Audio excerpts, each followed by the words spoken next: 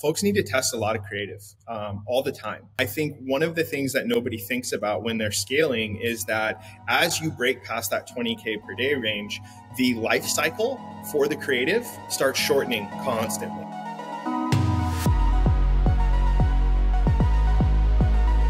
And we are back for another episode of Adspend. I am accompanied with my co-host, amazing, favorite Indian, amazing dress, best swag on the planet, Ash Mawani. And filling the third seat today, we have the hitter of hitters, the Ocean Beach Crusher, Jordan Maynard. Also a big fan of your head of acquisition over there, the other Jordan. Also love him. I saw him in San Diego Geek Out, but we're going to get into some fun stuff today. So we're going to get into a little bit of spicy take on, is media buying dead? So we'll get a little spill some tea there. And then we'll also talk to Jordan about what he's doing right now, because Jordan manages some fairly big budgets. And so there's some different things that same, but different, but some really interesting things and takes that he has in terms of how he scales up his budgets to kind of these top tier budgets. And then Ash will also chime in as well. And then I'll just be the fly on the wall letting these geniuses go at it. So where do you want to jump in, Ash?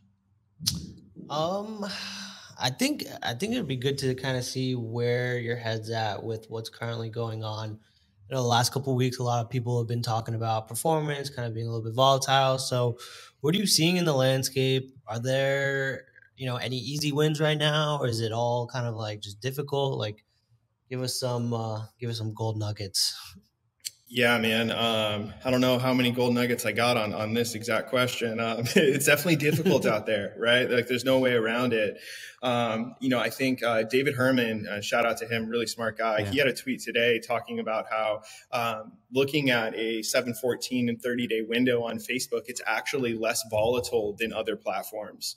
And so I think, compared to everything else, Facebook is actually relatively stable, but compared to what Facebook was 2 years ago, it's pretty volatile. We see a lot of swings, and it's not as bad as it used to be. I think, it's slowly getting better, but we're definitely still seeing a lot of volatility. One thing I think that I've noticed a lot is just how much people have to be in the accounts, and how often weird things will happen. You'll plan for something and you'll push on it. Let's say it's like a really aggressive scale strategy that you want to implement. And in your head, you think, hey, we did the numbers. We really looked at it. The offer's hot. Like, this should work. And then rubber meets the road and things blow up as you're pushing. And it's a lot more difficult to hit those numbers. So we're definitely seeing that, still making it work, still spending pretty big on some of our biggest clients. But the volatility is real, at least for Facebook. I think compared to everything else, it's still pretty solid, but we're definitely seeing some of those issues. Are you guys seeing that same thing?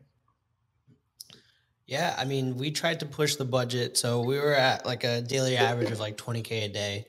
And I think we were in a place where we just got more inventory. Things were on that like supply chain end, things were good. So it's like, all right, well, let's push it, right? Try to bump it 20% up until we got to 30K. And I think that's when things broke. And also there's that tied in with what was happening with Memorial Day week. Right. I just don't think people really were like, I mean, we talked about it with Trey on the last episode, but like people really weren't buying collagen. They were buying White Claws and beer, so Yeah, it's right. not really the time for us right now, but I mean, June 1st, like today, things are kind of stabilizing. But the big thing that I'm trying to focus on, and I've seen a lot of these guys talk about it, is seeing how we can improve our AOV and conversion rate, because as we scale, we're definitely going to see that increase in cost. So I think maybe even discussing how you guys, pushing 30K plus a day in spend, how do you counteract the rising costs with like either increasing conversion rate or boosting AOV? What are certain things that brands need to do in order to do that? If you're like currently hovering where we're at, like 60 to 70, how do I get to that 90, 100 to combat the increase in cost? Yeah. Great question. Yeah, for sure. So I think there's kind of a give and take play here, because lots of things that increase conversion rate will typically decrease AOV, right? If you have an offer, you do something like 20% off, it's going to bring down your AOV and bring up your conversion rate. So I think a lot of it is a question of what sacrifices are you willing to make, and what trade-offs do you want to take? I think something that our clients tell us a lot is like they want us to think about their business like the CEO does, right? Like, can we make sacrifices here to gain that bump in spend? And we see different things work. We're a big fan of bundles. Love seeing bundles. What's also cool about bundles is you can factor in that discount, and that's one of those rare times where you can increase the AOV without or increasing conversion rate without decreasing the AOV much. Free gifts work really well. In Q4, some of the best offers that we saw were free gift offers during Black Friday. Sometimes they outperform discounts, just percentage discounts or dollar discounts.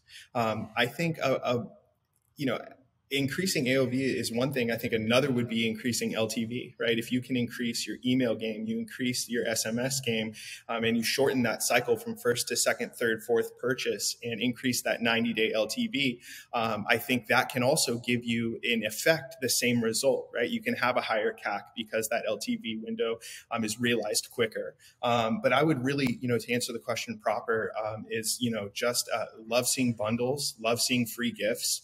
Those types of offers are the most exciting. And then, Ash, what you guys do too, we see a lot of our brands do with limited releases, right? It's a great way to drop something without sacrificing price, have a limited release, especially if you have a raving fan base. Those types of offers can be really exciting and kind of help create some of those peaks when otherwise you would be going through some valleys. Yeah, I mean, what you just said is basically everything what we're doing. So it's good to know that we're on the right track. I think one of the biggest things you said, right? It's like, what's that trade-off, right? So are you affecting conversion rate? Are you improving AOV, things like that?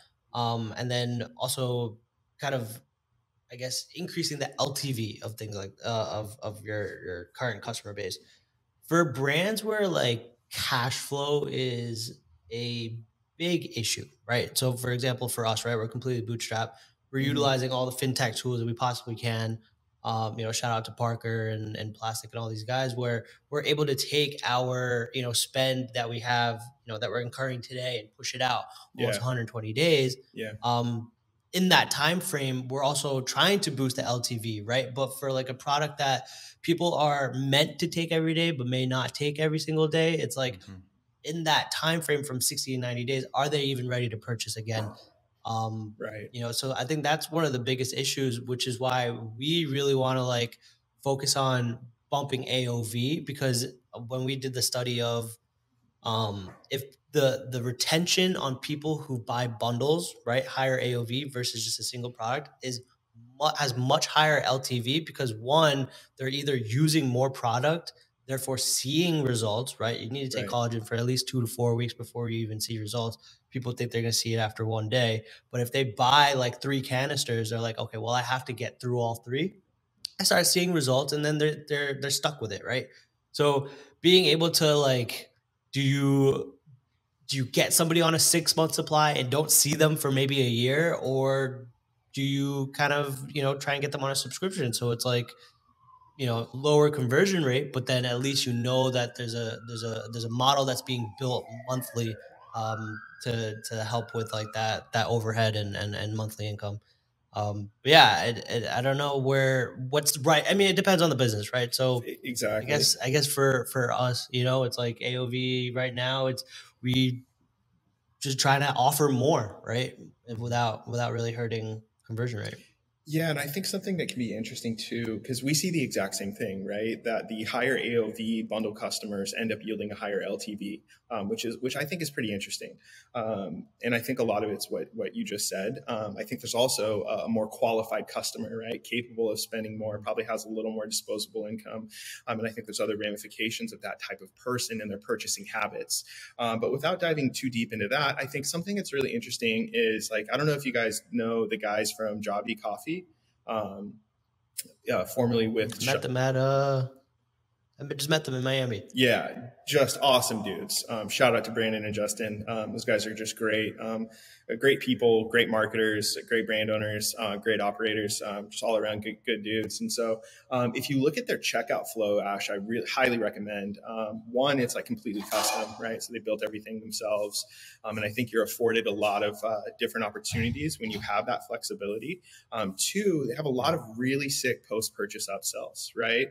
Where they're selling other things on top of the original purchase.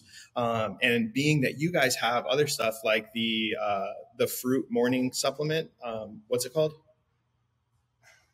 The superfood pinks. Yeah, superfood pinks, right? Like pairing those on in a post-purchase upsell with a bundle could be a really intriguing option, and it's not going to affect conversion rate because it's post-purchase.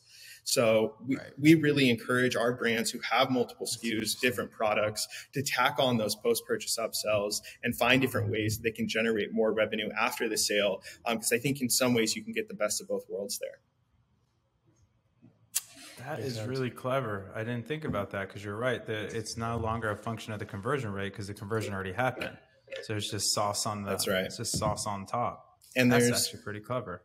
And there's Shopify plugins that can actually keep the same card, so you don't have to run the card twice or put the card in again, right? You can just click through it and purchase, and it, removes a lot of friction. So I think a lot of those things are super interesting.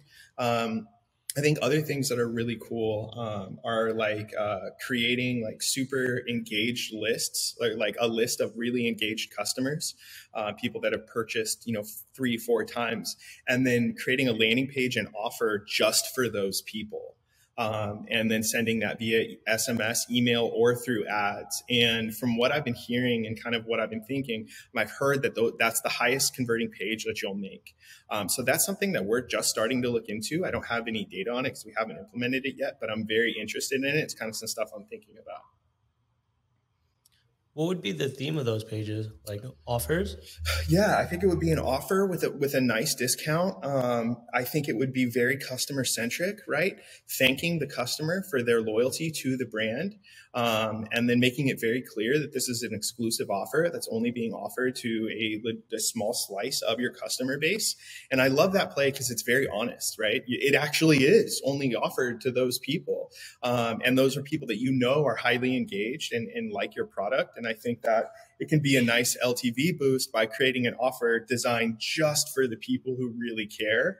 And the fact that you guys have a community backing it, I think could be a really cool play as well. Mm-hmm. I think that would get good engagement, right? People, the chance of social proof, someone posting something in the community about it, is higher there. And I think that can just, increase LTV long term. But again, we're working these ideas out too. This is something that we're cooking up as well. So yeah. I don't have any like real rubber meets the road data.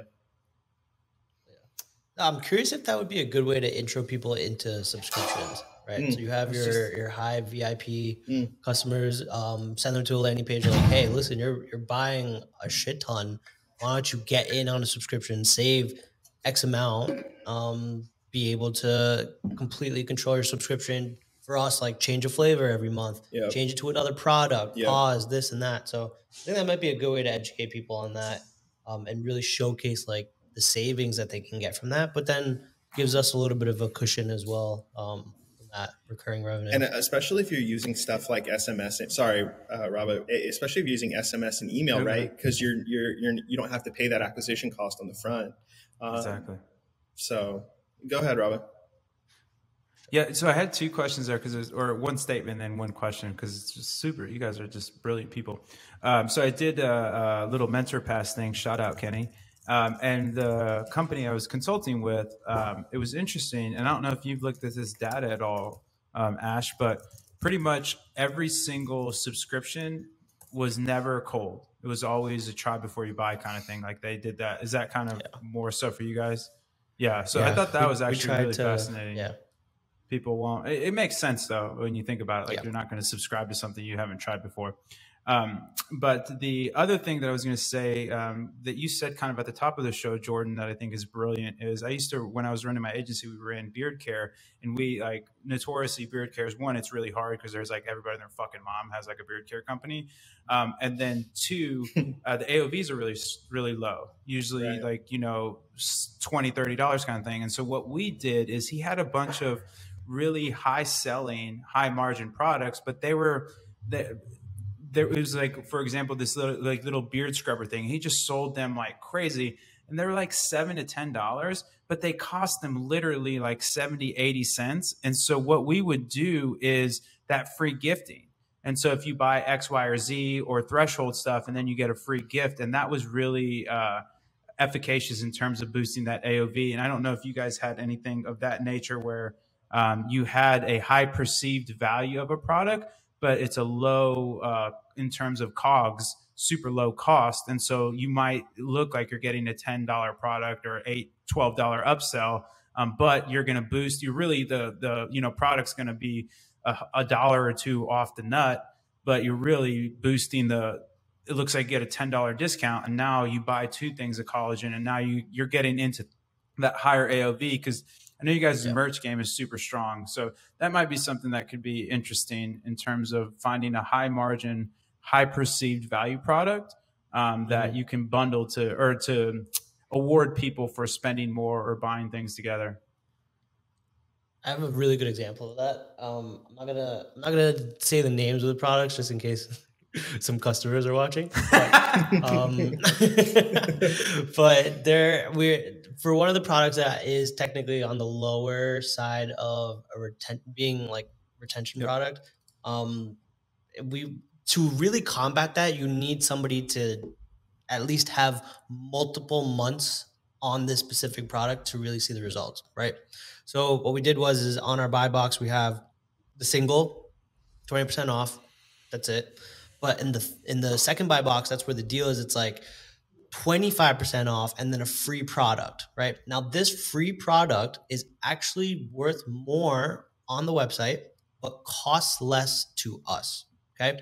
So we offered this free with this 3 bundle. So at the end of it, you're getting 3 of the products and you're getting this high valued item, which also is a high retention product, but low cost to us. So you're getting 2 products out the door into somebody's hands.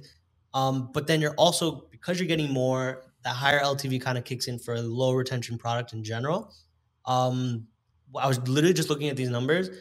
That bundle has obviously less like orders than the single, but brings in more revenue than the other one combined. So super, super interesting that you just mentioned that, because I was just looking at the data for that, and it works like crazy. Yeah, and the economics net out too, because to your 100%. point, this was the exact same anatomy where this was a super high retention. It was like a shower brush scrubber thing, and it was a super high retention product, and it was just great to bundle because people were already going to buy it. So it's like, oh yeah, of course I'll buy another beard jelly or shampoo or what have you, and I'll get this thing that I was going to buy anyways. And so that could be something of interest. But that and the subscription stuff. But I have yet to find anybody that's really cracked the getting people into subscriptions really effectively, because it's so hard. I don't know. It's hard. Athletic Greens, right? Is subscription first, like subscription only? I don't know if it's subscription only, but they're heavily subscription. Mudwater is kind of the same, but different. But those are really, I don't know. Don't get me on my Athletic Greens soapbox. Yeah, don't get me on my soapbox there. But Mudwater is probably a better example where I think the things that do well in subscription are cyclical based or ritual based. Like Athletic Greens is kind of in that somewhere. I mean, I guess maybe the collagen could get into kind of a ritual based play there, but I just find that you get into the hoarding issue where like matching up the consumption cycle with the subscription cycle. Because if you send them too much product, they're annoyed. If you don't send them the product when they need it, they're annoyed. And so like that calibration can be challenging. I don't know. It would be interesting to see Athletic Greens' kind of churn rate as well as their economics, because they push pretty heavily into that. But I know Mudwater does really well. But again, it's like I would just imagine the CAC is like super high, but then they know that they can make it back within like 3 or 4 months. just because they're already, that's guaranteed almost, you know?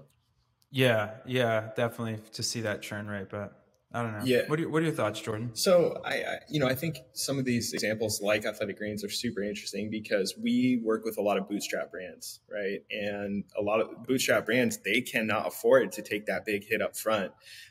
They need the cash flow, right? I don't think all of them are as good at cash flow management, like you guys are at AOV with the negative cash flow cycle. Yeah, shout out to Ron. That's so cool. But even still, like I know most of our bootstrap brands just can't afford that. So I think it's interesting because VC money has a really low hit rate in D2C. I don't know I'm not really sure why that is, but it seems like most of the best brands are bootstrapped. And with that, I think comes more challenges. So I think part of the reason why it is hard to crack that subscription model is exactly what Ash is saying, really well. that cost per acquisition goes up so high that most people can't afford it on the front end.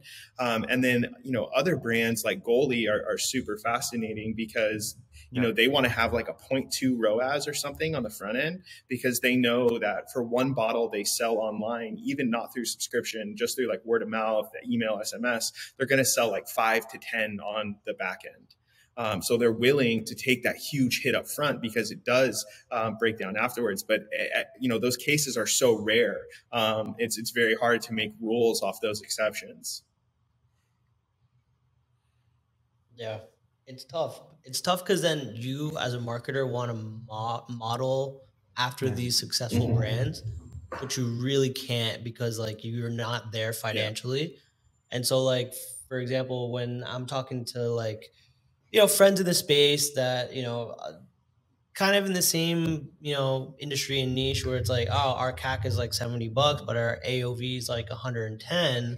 And it's like, well, our CAC is like 50, our AOV is like 70. I'm trying to like mimic your model and look at your landing pages and see how you're doing it. But then I also need to kind of go back and somehow cut our CPA. Right. So, but they're like, well, we don't really care. We can spend $70 on a customer anyways. Right. So who do you really model, right? Like you can't really, the brands that are killing it are just spending a shit ton and they don't really care. So I, like you said, I respect the bootstrappers because like they have to make it work. That's right. And they have to figure it out and have to like cut their CAC or increase their conversion or increase their AOV. So otherwise it just, the model doesn't work. That's right. And I think that the best bootstrap brands, as they continue to grow, they're always like, the question is, what's the highest possible CAC that we can allow?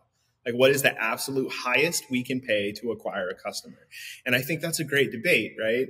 I think a lot of our most successful brands, that's a big focus is like, because they know like an extra $3 can make a huge difference, when you look at a month timeline. But those brands still have to be, I think if they're really good and they have their 90-day LTV CAC ratio at 3-to-1, right? Where they're essentially breaking even on the first purchase, they're going to make the second and third. Over time, we see brands with that model succeed and scale the hardest without taking a real big hit on the front end. And I kind of suggest that to anyone who's really looking to kind of create that model without taking a loss on the first purchase. I love the VC thing too. That's so fascinating because now I think about this, especially now that the market's kind of unwound, like Uber and Lyft and like all these like darlings, especially Uber in specific, like just the darling of VC capital totally made the, what's Gurley's fund, the Sequoia, I forget who, but pretty much like the Uber deal made all their whole fund. The Uber deal made more than all of their previous deals combined. Like, I mean, it was just this huge exit, but I don't know, like if that plays to VC or if that plays to DTC, because the one cheat code that those VC backed companies had was basically the whole thing was, I mean, for lack of a better description, it was a pump and dump scheme where you get this, you show this crazy growth, you just keep raising, and then you dump a shitty company, a non-profitable company, a company that's never going to make money on the public markets, and everybody gets their bag. And like, I can't think of a DTC company that's really ever done that. Can you? Like, that's been just pump, and then Havazani's, or I can't ever say the fancy sandals, their quarterlies just came out and just absolutely atrocious. Like, and so I'm trying to think of a really big VC backed DTC brand. Manscaped? Didn't that whole thing they got wrecked. They got wrecked. They had a weird thing though, because a lot of their costs were stock-based compensation. So there's some financial fuckery going on there. So it wasn't that they necessarily have a horrible business. It was just that they did some kind of weird comp stuff. But I mean, yeah, I mean, I wouldn't put money into Manscaped, put it that way kind of thing. But I don't know. It was just an interesting point that Jordan brought up with the VC hit rate has not, like, you can make a ton of money when you get to public, but I can't think of a big DTC because it's not a very. I mean, like one of the granddaddies, Dollar Shave, right? When they well, that was but even when they were at 125 million a year right before the Unilever acquisition, they still weren't profitable. Yeah. Right? They exactly. Oh, so even better. Yeah, that's your thesis. Right. And then you also because they had a great 100%. Exit. And you look at some of like even like the acquisition of like Movement, like the year over year they went backwards, right? They got the money and then their sales went down. So I don't think I'm smart enough to truly understand why that hit rate is so low for VCs and D2C. But it's just fascinating to me. And then from my own anecdotal experience, it's the bootstrap folks that we work with that are the best. Like we've just seen it like time and time again. And I think part of it definitely has to be that discipline on cash flow management and resource deployment. Yes. It makes you a better operator in every way. Yep. I couldn't agree more. Yeah. I was just telling Ron the other day, like, I think it was last week during that whole fuckery of Memorial Day, like our CAC was like $5 above our KPI. And I was like, Ron, I feel miserable. Like, what do we do? So it's like, all right, we just had to drop the budget, or like I was pumping out a new variation of the landing page with like a better deal, this and that, putting up Memorial Day banners. And it's just like, all right, getting it back just $5 back to like KPI. And it's like, all right, well, we're back. So I definitely, as a bootstrap founder, I feel it, and I'm always going to feel it. And like on a day where I'm like $10 under KPI, I feel like a god. And like days I'm like $1 over, I'm like, I'm the shittiest marketer alive. So it does play with you because you're playing with your money. You know, it's literally your money that you're playing with. That feeling when you realize that you need to drop spend to bring down CAC and stabilize is the worst. It's the worst. It just stings. We just went through that. It was like, we're scrambling, and I had people on my team that were like, kind of starting to come up with these Hail Mary ideas. And I was like, all right, guys, we're not going to deploy. We're not going to deploy that. Like it's time to just take a step back, get it to stabilize. It stings. Yeah. That's funny. So with that being said, I kind of want to talk about like, I guess like ad structure and things like that for like high spending accounts, like I know you're spending quite a bit. I guess take us through the process of like, for people who are like right here, but like want to get to like here and then here, like how does the media buying process change at those different for sure? That's a great question. And I think, one of those things is, I think, kind of a framework question is like, what is here, and here? Right. Because you talk to some people, they're like, hey, I'm scaling. Like, oh, really? Like, yeah, dude, I'm about to hit 5K a day. And you're like, oh, sick.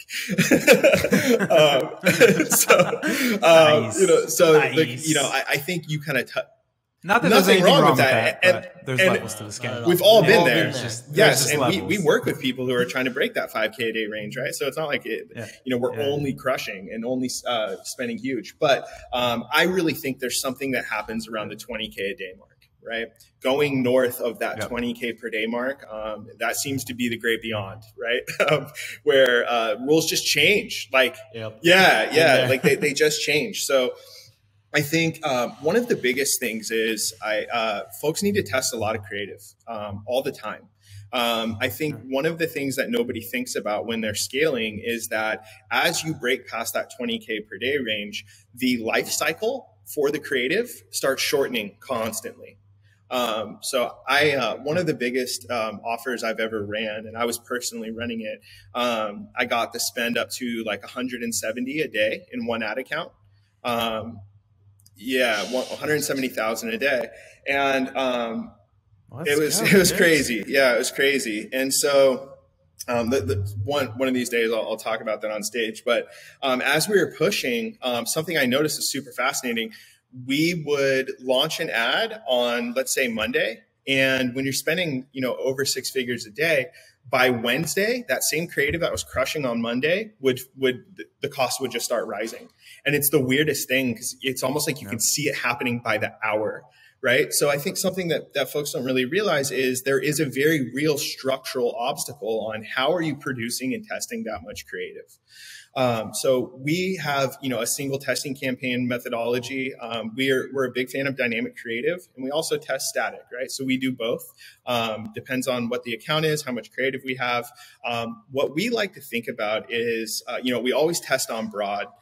Typically a CBO that we, every 48 hours or so, will duplicate an ad set, swap out the creative, publish, right? So we actually have someone on our team who's called a media builder. That's their whole job, is duplicating ad sets, changing out the creative, writing new copy, new headlines. And how we like to think about it is we like to organize the ad set at the angle level, right? So whatever the high level angle and approach to selling the product is, big fan of that. It's the best, right? We want to test that at the ad set level and do that at least 2-3 times a week. And then the more you spend, the more you need to test, right? So I think there are times where that changes, right? When, let's say, Black Friday comes around, right? That's probably not the best time to test a bunch of creative aside from the new Black Friday stuff you have. That's when you want to really push. But normally during that entire month, we're constantly testing creative, right? There are times where we're going to really just accelerate budgets and push them. But, we're constantly testing creative. So big fan of dynamic, love the idea of like having, let's say you have one video and it's like an angle to like let's say that you're selling soap, right? And the angle is the lather that the soap gets you and how satisfying it is. Right? The lather of the soap, right? And so that's the angle. And so you have like 3 headlines and then you have one central video, but 3 different hooks, 3 different intros, and maybe a couple body copies that have performed well, or you write something specific. And then we'll put that all in a new ad set and then let it run for 2 days at least to really get that data, not cut anything too soon, and then repeat and constantly just add. And so these single builder campaigns will sometimes have like 57 ad sets, right? And in them, 5 are on, right? Everything else is off and just 5 are on. And so we're just constantly running it. And that's one of the instances where we'll feed the budget, like the 20%, like every few days, or the more traditional scaling budget approach. And sometimes when it works right, the creative testing campaign can actually be a really profitable campaign. It actually produces really good results. And I don't think a lot of people realize that. So that's like the main foundation. That's the building block that you have to really get it to hit. And so I think when you're doing it right, you can probably get that creative testing budget to like, 5-7K per day, sometimes even more. And when you get it at that level, you're just constantly feeding the algorithm and finding new ways to, acquire customers profitably with new creative. And then from there, I think the next structure we would have, we call it like the ROAS Royce. It's a really, really simple CBO. And it's just, thank you. My co-founder came up with it. And so what we'll do, it's a CBO. It usually starts at about $500 and it's got one ad set, no targeting. And all the best creative that we find in the builder campaign, we're then going to pull and add into that one ad set. So there, same model, increasing the budget slowly, 20% here, wait a few days, 20% here, and building that one ROAS Royce campaign up while we're constantly adding new ads. I was just looking at one of these campaigns. It literally had over 80 ads in it and 4 were on. Right. So over 80 ads, the winners that had been identified in the creative testing campaign were then pulled into this. We call it like an intermediate scale campaign. And we're, watching how they perform. And what I find fascinating is like some creative will perform well at lower budgets when the ad set is still in discount bidding. But once the breakdown effect really takes a hold of it, you realize that it doesn't have the legs to really scale like other creative does.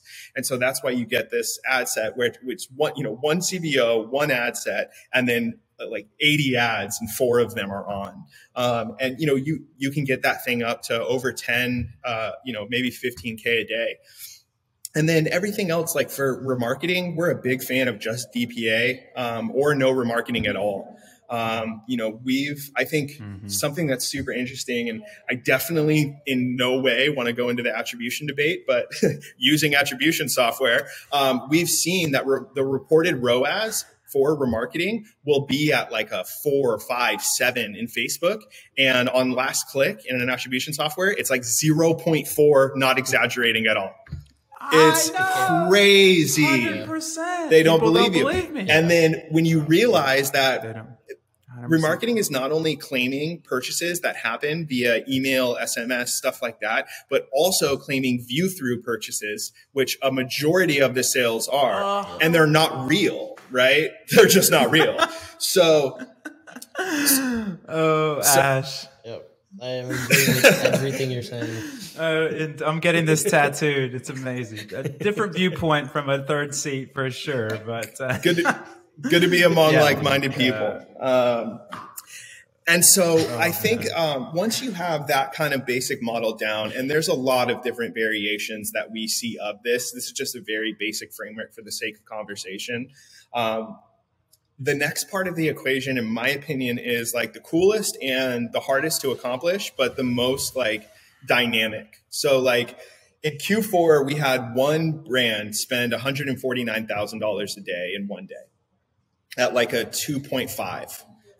149,000. It's proper money. Yeah, 149 at 2.5 in 24 hours, right? And so, and that was D2C. The one I mentioned before was not D2C, but that was actually a Shopify store. And so, if you look at the breakdown, right, you'll see everything that I just mentioned, a few other campaigns. And of all the breakdown, one ad set has like over 30,000 in spend, one single ad set, right? And it was a bid cap ad set. And so what I find fascinating about manual bidding is kind of the theory that we approach it with. I think a lot of people will look at bid cap or cost cap as a way to get a lower CPA. And that's just like not what we do at all. Like we don't even want that, right? We want the same CPA that we can put an infinite budget behind.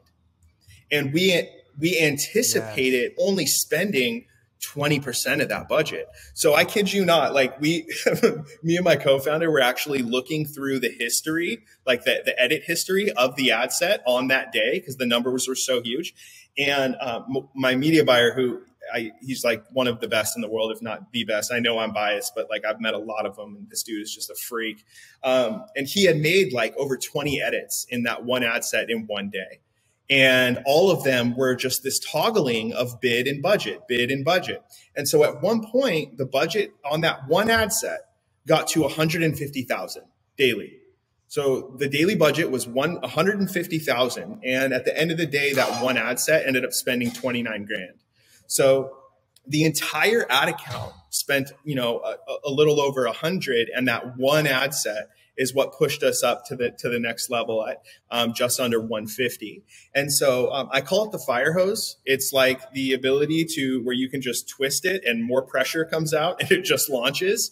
And when you do it right, it always starts in the morning. So you'll see it spending budget rapidly in the morning, and that's when you know, like, you got to write it. And then you want to just aggressively toggle that budget as you're playing with the bid a little bit, watching the delivery. This is super risky, super unconventional. And I know there's probably a lot of Twitter gurus that are like having a stroke when they hear this. But it's actually what we do. It's actually what we do. And so that's kind of the basic structure that we're looking for the really high scale accounts. A lot of it is hunting down for that perfect creative and finding a bid cap or cost cap ad set that we can really, really scale the budget to a ridiculous amount and anticipate it spending only 20%.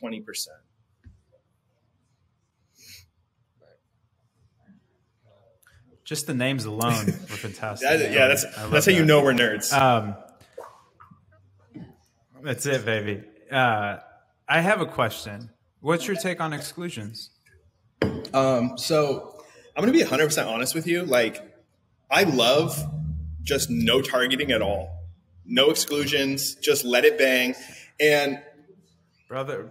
Yeah. Well, brands will tell us, they're like, well, we want to focus on new customers. And I'm like, agreed. But don't you think those new customers will love the social proof of all the previous customers in the comments being like, bought this, love it, amazing, right? And that's what happens when you have a really good brand that runs that no exclusions. Now, if we're really, really, really focusing on new to brand customers, we will experiment with that stuff. We'll exclude all the way down to Klaviyo lists, video viewers, stuff like that. But if it was up to me, I would just let it bang and keep a really good eye on that new customer acquisition cost. That's Have how you done the test between the two? I don't think I can. What have you seen there? Because I exclude customers like just through Klaviyo list, but at a certain point I didn't even do that. But the reason I was excluding is just because first time impression ratio is going down, but I feel like even when I do exclude, that goes down. So it's like, does it really do anything? I agree with you. So I don't have anything with statistical relevance that I can confidently say one is better than the other. It's purely anecdotal. But from all of my experiences, it most definitely seems that not having exclusions will not only make that ad set perform well, but it doesn't give you that difference in new customers that you would anticipate it doing, right? It just doesn't seem to do that. Yep. I think first, there is a time and place for it. We have it deployed in a lot of accounts. We exclude customers from a lot of accounts. Most of our brands tell us that they want to do that. And maybe I could be wrong here, right? I'm very open to that, but that's kind of how I feel about it. When I was running my agency, the only time I'd use exclusions would be if I was running remarketing for the brand. Like if it wasn't remarketing, I was just wide open, like you said. I think the other thing too is you can get to a point where you start to cock block and you're just your deliverability just starts to drop because Facebook just takes the hands off the wheel. Hey, I can't find anybody. I think all these people need to be excluded. And then it's okay, cool. So what's the point? I don't know. I'm very much of your same mind, Jordan. I think that's how I see it as well. Do you guys think that helps with retention if you don't exclude? Say that a different way. If you're not excluding customers, there's a chance that they'll probably see these ads continuously, to a point where if they'll eventually drop out. Come back. They'll eventually drop out if they're not buying or interacting, especially if you're at broad. It gets into a weird place if you're in a small audience and you don't have exclusions on because you only have X amount of people to hit. Right. And so it's this person has a high probability. But even if a person has a high probability, if they're constantly not engaging with the ad, they'll drop out, especially if you're at how Jordan's running it, where it's basically open and broad. There's so many people that can enter that targeting pool that eventually these people are going to either engage with it, which is, to Jordan's point, adding social proof, which is fantastic. I'll pay for that all day. Or they're not, and they're just going to naturally drop out and become an exclusion because they're not going to buy. So I think it's a super fascinating question and one that's definitely worth considering. I would say that's probably one of the more intriguing arguments I've heard for exclusions. I think some people could be annoyed by that, but also I think if you guys test new offers and someone came in at a higher price point, that could be reason for them to be well, what is that, man? You don't care about the people that already purchased. So I think that's an intriguing idea. I don't have, I don't think I know enough to really speak on it, but I would be curious to hear from someone who have you guys experienced that? You think that there's a correlation with retention or LTV with exclusions? So last year when I wasn't testing, so now that I'm thinking about it, I think this makes sense. Last year when I wasn't testing a lot and I was running the same ads, our daily sales were more closer to 50-50 on new and old. when I excluded customers, CPA increased a shit ton. But then obviously the balance was, all right, now it's 30% retention and 70% new, right? But if I'm constantly testing new creatives without exclusions, maybe, I don't know. I feel like maybe that wouldn't really matter because it's still hitting different pieces of the audience versus just hitting customers. And then I guess the social proof on the new creatives would also help too. So I'm not sure. I'm going to actually test it next week. I'm actually in the same boat. That is something I want to deploy. And I think there's ways that we can measure it now that are pretty intriguing. That's something I love about attribution software with Triple and Northbeam is the ability to see the new customer percentage down to like things like percentage of traffic, right? Like what ad drove the most new to brand site visitors. And I think when you have those tools, it becomes extremely useful for things like you're talking about. So this is something I want to deploy as well, to be transparent. Well, one other statistic, right? How does frequency play into so I think something that's interesting about frequency is we don't know who, like, let's say your frequency is 2.7, right? We don't know if that's returning customers or new customers seeing it 2.7 times, right? It's just a number of 2.7. So we don't know, like, is this the people that are already a customer that are seeing it this much? Or is someone seeing the ad and then Facebook's remarketing to them with that same campaign because they haven't purchased yet? Right. So I think, obviously we keep an eye on frequency, but I don't put a lot of like weight into it. Like we have this one campaign, the frequency is literally 7. And, the brand has been like, that seems ridiculous. And our response is like, yeah, it does. But it's working. Right. But it's working. So like, what should we do? Yeah. And so because I think it is hard to quantify how that frequency is realized. Question is how much are we spending on that per day? Not a whole lot, probably around 1,000 on that specific ad set. So the reason I ask is, so I'm curious about that versus the higher spending accounts where if you're spending 30K a day, is Facebook forced to go and find new people versus like, all right, there's a certain limit of within that audience of like that person being on Facebook throughout the day. Like the frequency can't go higher than the amount of time somebody's on the platform, right? So it has to go and force itself to like find new people. So I'm wondering if at lower budgets, frequency is typically higher because low hanging fruit, the lower bidding, as well. So I'm just curious if frequency kind of I mean, I think in a lot of ways it does. I think keeping an eye on something like first impression ratio would be more valuable. Right. In that instance, it would be more valuable because it's letting you know, like, how often are we reaching new people?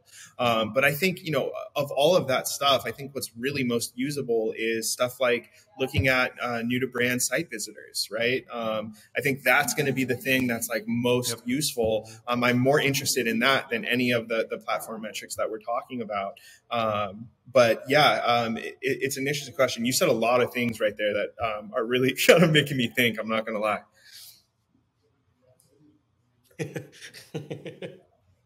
That's why I'm here. Ash, pulling your weight today. I love it. All right, boys, we're pushing up against it. I actually want to start doing something new. I want to ask you guys a totally random question and get your thoughts on it. So what's taking over the TikTok universe right now? It's 0% ad related, by the way. It's total just me being a douchebag wanting to have your guys' input. Do you think there's more doors or wheels in the world? I'll start with you, Jordan, and then I'll go to you, Ash. Are you team wheels or team doors, Jordan? Yeah, what's more in the world? This is deep, and it's not the first time I've been asked. So, dang it, I thought I was going to be an old kid. My wife actually asked me, saw it on TikTok, same thing. TikTok too? Honestly, man, I'm gonna guess doors. I'm gonna guess doors. Ooh. Yeah, I'm gonna guess doors. Yeah, my only thought is that you know, you have instances with stuff like skyscrapers where there's so many doors, and you know, and so I would guess that, but you know, maybe I need to smoke a little bit more before this question. get into a more amenable state of mind. Yeah. Amazing. Which is legal where he's at, kids. We don't promote illegal activities here. Ash Melwani, are you team door or team wheel? I think I'm team wheel. I mean, to Jordan's point, yeah, you have skyscrapers, but I mean, every single car has like, or even the regular car has 4 doors, 4 wheels, but then you got the steering wheel, right? Well, so not only that, office chairs. Yeah. In those big skyscrapers, there's office chairs which have 5 to 6 wheels per chair. I think I'm wheels, to be honest. I think I'm team wheels. I do like the skyscraper pushback though. I do, and I'm glad we didn't all have the same answer. But anyways, stay tuned. To be honest, I think now if I had to bet money on it, I'd probably go wheels. I literally didn't even think about the chairs. I'm sitting. I'm so dumb. I'm thinking about my office, and I'm like, oh, my office has like 7 doors in here. As I'm sitting on 5 wheels, like it's so dumb. Amazing, Jordan. You're such a gem, dude. I can't wait to meet you. So you're coming to Barca. I'll stop by Geek Out. Not speaking to Geek Out, just coming to hang with the people. I personally think Geek Out probably has one of the greatest communities in digital marketing that's ever been established. I love the people there. Like, it's just my tribe. 100%. Like, I just feel it. I absolutely love what James and Nick have built. I've taught at a ton of Geek Outs. And then I'm speaking day 1 main stage at Affiliate World, and I'll be on the panel. So, yeah, I'm excited. Amazing. I've never done Affiliate World, and hopefully I can bring some heat, but we'll see. After this podcast, I'm sure you will. Are you guys taking clients? How can people work with you? How can people follow you on the Twitter? Jordan R. Menard. We're taking the right clients if you're a good fit. Motif.digital. Just go through there, fill out the type form. You know, we pretty much do everything. We make creative. We buy ads on Facebook, Instagram, TikTok, Google, YouTube, Amazon, whole 9. So, that's really pretty much it, man. Love Twitter. That's probably the best place to connect with me. And it's just at Jordan R. Menard. Beautiful. Great feed, by the way. You've been really dropping some heat of late, and I've been really appreciative of it because you got that big old brain. We got to get more of your content there into the hands of the people. Ash Melwani, tell the people about your Mentor Pass. Tell people to go to Vitamin Shop. You know the thing. Get it done. Yeah. Mentor Pass just passed 10 sessions, which is really good. The reviews are coming in. Reviews are hot. So if you need help with a little audit in your ad account, some processes to be put into place with your current organization, let me know. I really like piecing those things together. Follow me on Twitter, Ashvin Melwani. And if you are in the neighborhood with a Vitamin Shop, please stop by. Ask them where the AOV is. And send me a picture. Thank you. And send him a picture. Do the damn thing, people. If you want to get more involved with Triple Whale, we are trytriplewhale.com. We're on the Bird app at Triple Whale. And I am also on Mentor Pass if you want to support my ridiculous sneaker habit. I am taking mentor consults, and 100% of the proceeds will go towards my new sneakers. Jordan, thanks so much again, brother. I really appreciate you taking the time. Ash, you're a gem. We'll see you. Oh, yeah, we're actually coming to New York June 22nd for a Triple Whale Roadshow. So Ash will get something together. But, if you guys want to see me, Ash, we're actually bringing a bunch of people. Our director of web strategies in Boston, Alexa, head of brand, Tommy, head of social. There won't be a bunch of people at all these, but New York is just an easy one for us to go to. So we'll be in New York in June 22nd, and then Toronto, LA, and then I always forget the third one, London. So those dates will be announced shortly. But June 22nd, hit us up. And then if you are in Austin, June 18th, there's a really cool dinner that Shaq's putting on. Let me know if you want to invite if you are a really awesome brand. Guys, thanks so much. That's it. That's episode 12 in the books. Jordan, you're a gem. Appreciate you, brother. Ash, we'll see you on the flip. Thanks for tuning in, everybody. That's all we got.